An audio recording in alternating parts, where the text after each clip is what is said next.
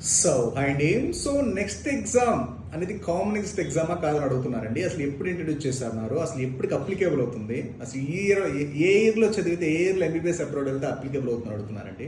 Sir, next exam అనేది common exam అండి. మీరు ఇండియాలో చదివినా అబ్రాడ్లో చదివినా కామన్గా రాయాల్సిన ఎగ్జామ్. అది ఎవరికి అప్లికేబుల్ అవుతుందంటే 2021 నుంచి ఎవరైతే ఇండియాలో ఎంబీబీఎస్ చదువుతారో లేదా ఫారెన్లో చదవాలి. ఏంటంటే ముందు FMC foreign medical graduate exam ఉండేది, వాళ్ళు అది రీప్లేసెస్ నెక్స్ట్ ఎగ్జామ్. అందుకని గైడ్లైన్స్ మీకు ఎన్ఎంసీ గైడ్లైన్స్ అవ్వచ్చు, గెజెట్ రూల్స్ అవ్వచ్చు 2021 నవంబర్ 18 తీసుకొచ్చింది. అందుకే 2021 నవంబర్ 18 తర్వాత ఎవరైతే ఎంబీబీఎస్లో జాయిన్ అవుతున్నారో అప్పుడు వాళ్ళు అందరికీ 100% అప్లికేబుల్ అవుతుంది నెక్స్ట్ ఎగ్జామ్. అంటే మీరు ఇండియాలో చదివినా సరే, అంటే మనకి ఎప్పటికి అవుతుంది అది 5 years తర్వాత, అంటే 2026 or 27 100% అప్లికేబుల్. నెక్స్ట్ ఎగ్జామ్ అనేది అది గవర్నమెంట్ అఫీషియల్, అది రూల్ అండి.